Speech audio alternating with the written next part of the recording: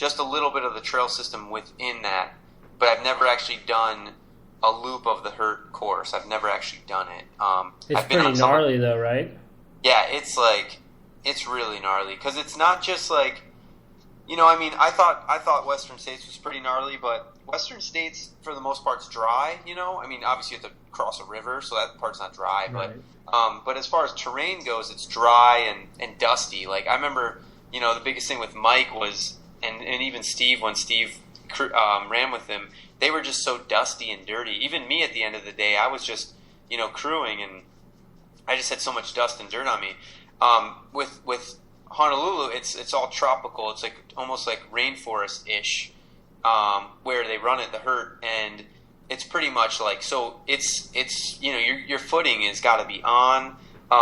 Your descents are pretty steep, and it's kind of muddy, so it's like you kind of slip and slide a little bit, even just on when I was running. And that I can't remember, they run that in the fall, don't they? I want to say it's in December. December, okay. Yeah, that's right, because it's right before the marathon. I think it's like beginning of December. And it's, that's kind of a rainy season for Hawaii. So, so if it rains, like you're going to be slipping and sliding all over the place. I mean, and, so it's pretty gnarly. It's a pretty gnarly race. I would say it's gotten a name for it being one of the hardest ultras in the world. Yeah, speaking of that, I think they Badwater ran yesterday, right? Is that something like that? It might have been. I saw on like Trail Runner Nation or something podcast, they had a guy that was gearing up for it. So I think it. Yeah. And that's they run it on a weird. They don't do it on a weekend. Kind of thing either.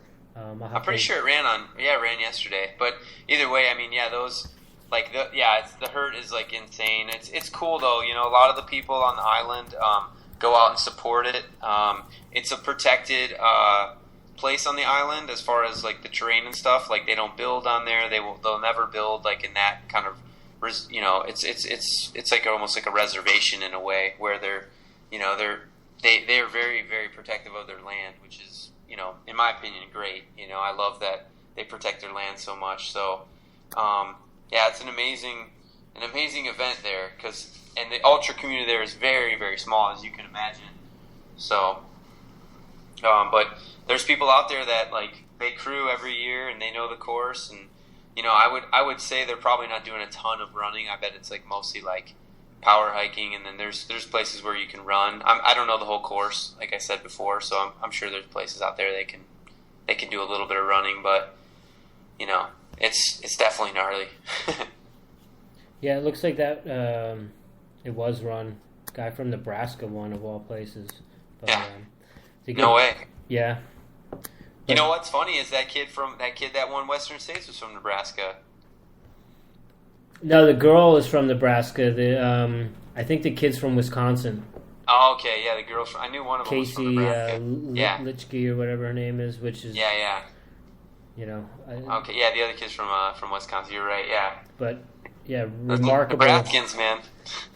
Coming from the plains to be able to do that, like you were saying before, when you went back and ran that hill in Hawaii, how difficult it was when you haven't been, working that sort of stimulus to see people, flatlanders, go excel, and not leaving their geography to train, you know what I mean? Like proof that you can get it done, but I'm of the opinion of if you have the ability to get to where you need to see the course or to replicate it, then I think that was a big reason for my success in 2014 was just that I was on the course, 2 or 3 times a week, and just knew how to climb the right way and get it done. But all about adapting to your body will adapt, to that stress and be able to, it's like just like anything we talk about with training, it's progressively loading and building that kind of that muscle memory. So it's like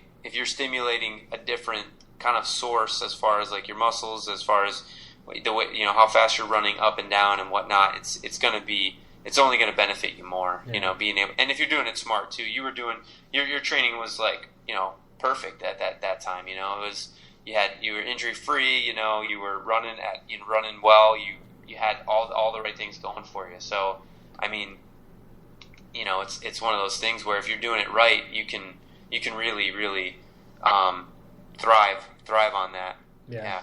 Definitely. Um, What other favorite races you got? I got a couple too. Let's see, favorite races. I would say as far as half marathons go, I only ran it one time, but I really like the Carlsbad half. I think probably because of what we talked about earlier. It's a coastal type run. It's a really fair course. It's not fast. It's not slow. I think it's just really fair. I really like that half. I've never done the marathon. I heard the marathon's a little tougher.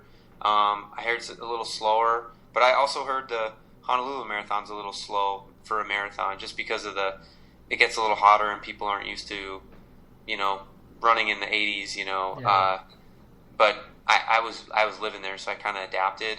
So I think those two, like Honolulu marathon, I think probably because it's more nostalgic than anything for me, and then Carlsbad are some of my favorites. As far as like all-time like classic races, I got to go with Old Pros at Scripps Ranch, the 10K.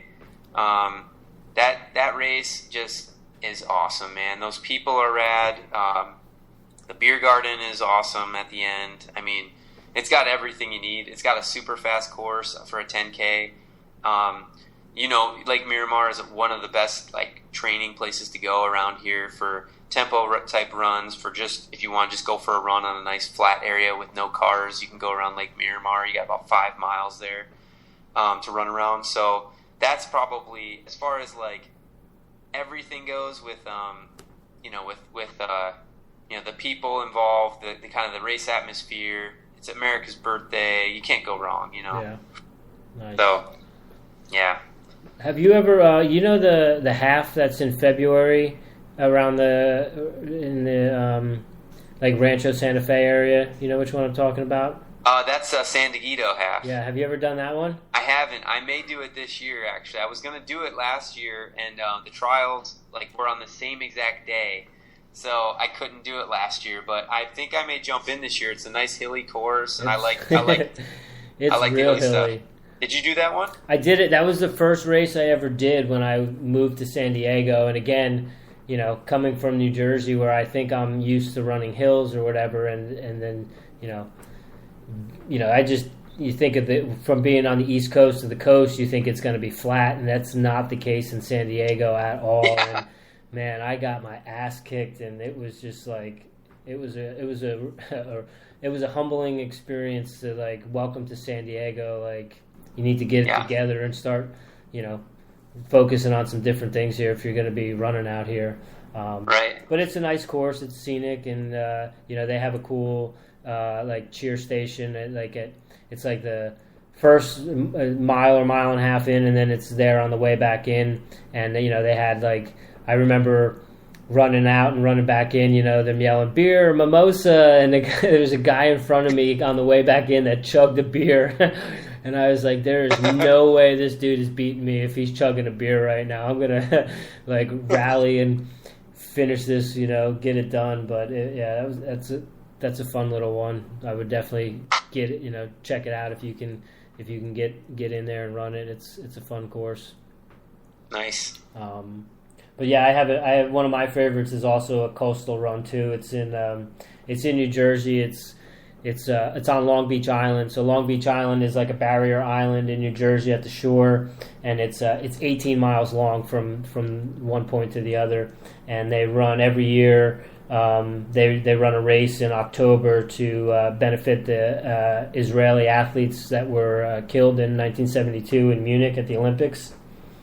Nice. And so you run from the southernmost point to the northernmost point. And at the northernmost point, there's a Barnegat Lighthouse. So you finish at the lighthouse, and you literally run 18 miles for the 17 miles or 17 and a half miles in a straight line, and then you make 2 or 3 turns so you can get to the lighthouse.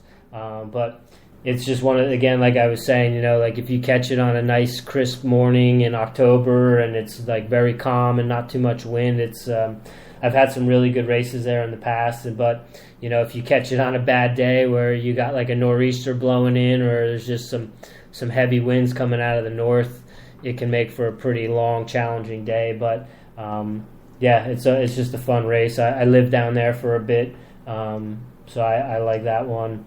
And another one on the road side of things, probably the best marathon I've ever run. Maybe not necessarily performance wise, but just overall experience. The Boston Marathon definitely takes the cake for me there. I ran it in 2014, so it was a year after the bombing, which made it a little bit more unique and special. But I think that was, at that point, it was probably my, I want to say like 11th or 12th marathon. And it's the only marathon I've ever run where there's literally been spectators from every step of the way, from the start to the finish line. There's like, and then just the closer and closer you get to Boston, it goes from like maybe 1 or 2 deep to like 5 or 6 deep, people just cheering, down Boylston Street and stuff like that. So that was awesome.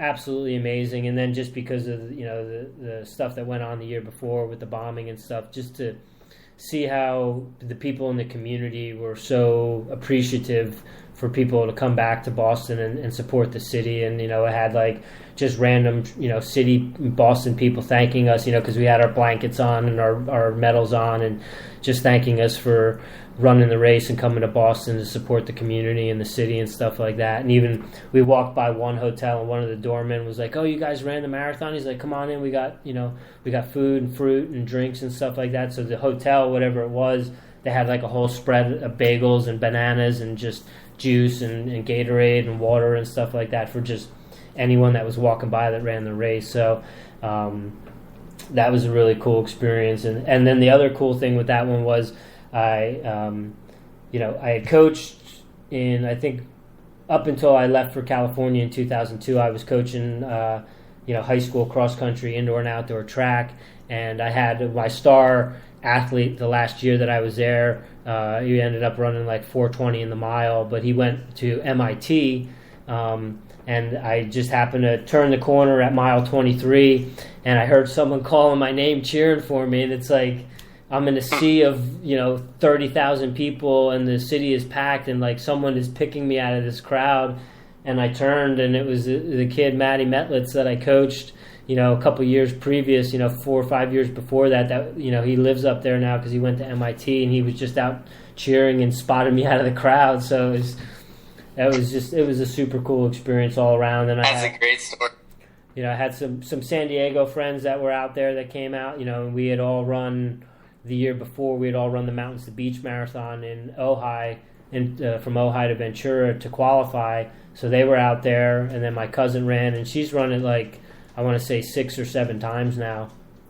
So it was just kind of cool to, take in an experience like that and be with, friends and family and stuff like that. So that was probably, those are my 2 favorite road races. And then obviously, as I mentioned before, the Quad Dipsy is out in San Francisco area, Marin County. It's for those that don't know, it's a 28-mile race. It's on the Dipsy Trail, and it's called the quadruple because you run the Dipsy Trail 4 times. You just run out and back. But over the course of 28 miles, there's over 19,000 feet of elevation change. So it's a pretty gnarly one. And then the other one, obviously for obvious reasons, is just the Leadville 100. That was just soup to nuts, the entire experience, being out there the whole summer, all the friends I've made, and I literally have a second family out there that I live and stay with when I'm out there, and they've taken me in as one of their own, and it's just an amazing little town and city, whatever you want to call it. And for anyone that's into running or trail running specifically, if you can make the trek up to Squaw Valley or Auburn, and Leadville is another one of those places, and Hard Rock down in Silverton is another one. They just had the Hard Rock 100 over the weekend too, where Killian actually tied this year with Jason Scalarb, I think his name is. They came across the line together, but yeah, those are probably my 2 favorite trail races. Nice. Yeah. So that's a little bit of a little fun stuff. Some of our favorite places and journeys and runs and races and stuff like that. And we are